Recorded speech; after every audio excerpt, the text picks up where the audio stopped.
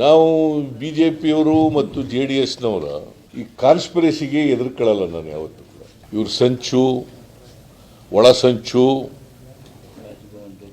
ರಾಜಭವನ ದುರುಪಯೋಗ, ದುರ್ಬಳಕೆ, ಇದಕ್ಕೆಲ್ಲ ಎದುರ್ಕೊಳ್ಳಲ್ಲ ನಾನು. ಯಾಕಂದರೆ ಕರ್ನಾಟಕದ ಜನ ನಮ್ಮ ಪಾರ್ಟಿ ಮತ್ತು ನಮ್ಮ ಜೊತೆಯಲ್ಲಿ ಇದ್ದಾರೆ. ಜನರ ಆಶೀರ್ವಾದ ನಮ್ಮ ಮೇಲಿದೆ. ನನ್ನ ಜೊತೆಯಲ್ಲಿ ನಮ್ಮ ಎಲ್ಲ ಮಿನಿಸ್ಟ್ರಿಗಳು ಇನ್ಕ್ಲೂಡಿಂಗ್ ಡೆಪ್ಟಿ ಚೀಫ್ ಮಿನಿಸ್ಟರ್,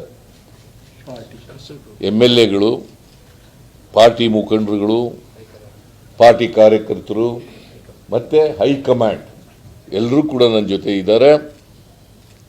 ಮತ್ತು ಕಾನೂನು ಹೋರಾಟ ಮುಂದುವರಿಸಲಿಕ್ಕೆ ಎಲ್ಲ ರೀತಿಯ ಸಹಕಾರವನ್ನು ಹೈಕಮಾಂಡ್ ಕೊಡ್ತದೆ.